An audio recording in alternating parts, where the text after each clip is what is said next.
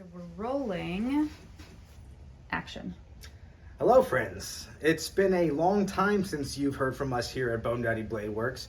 I do apologize for the long radio silence. Jax and I have been on an unplanned 1.5 year hiatus while we were busy raising our newborn. We couldn't find childcare where we lived and it was just this whole big ordeal, but it's a story for a different time.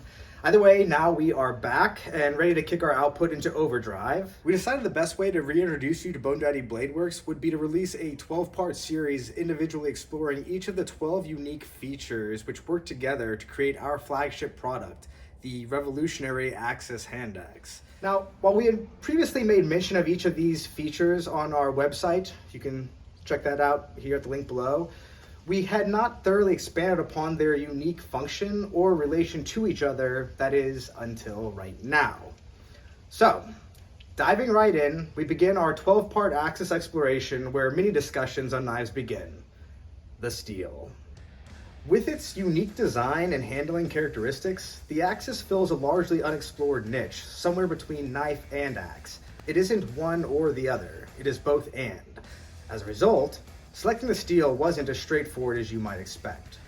It had to be tough enough to withstand the rigors of heavy wood chopping without cracking or deforming, yet still be able to take and maintain a fine edge for traditional knife tasks, all without rusting or needing to be heavily maintained after extended exposures to wilderness conditions. A tall order for any blade. For toughness, you would be hard-pressed to beat a good high-carbon steel such as 5160 spring steel. This is often used for things like truck springs and other hard-use metals like that. However, the price you pay for all that toughness is a material that as a rule is highly susceptible to rust.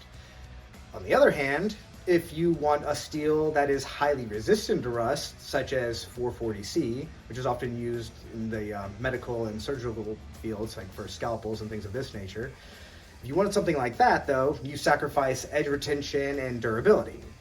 So what do you do if you want a blade that has it all?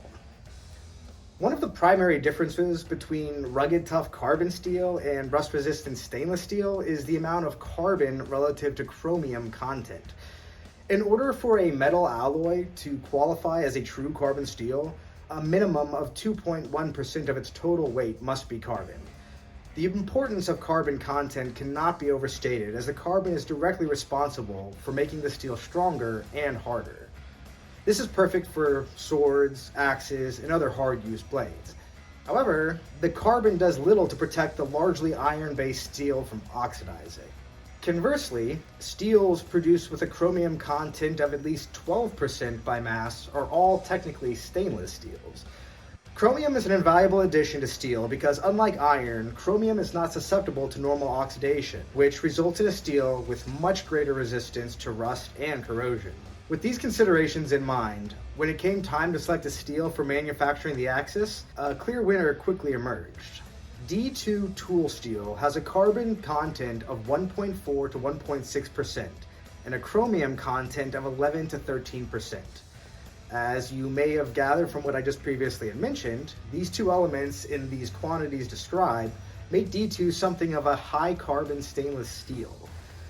Often used to make dies for punching and cutting other metals, D2 is an exceptionally wear resistant metal and will aid the Axxis in maintaining an awesome edge over prolonged chopping use. Furthermore, as a result of the high chromium content, when compared against other high carbon steels that are often used for axe heads, such as 1050, 1090, 5160, etc., the Axxis is much less likely to start rusting on you when you can least afford it. Of course, protecting your Axxis from the harshest functional and environmental conditions doesn't stop at the selection of D2 tool steel. There are a whole host of other features, including the acid etch and the titanium nitride finish, which work together to protect your Axxis, and we will explore these in the next segments. Thank you so much for watching. If you enjoyed what you saw, please hit the subscribe button. Otherwise, I look forward to seeing you in the next go-around. Take care out there, folks.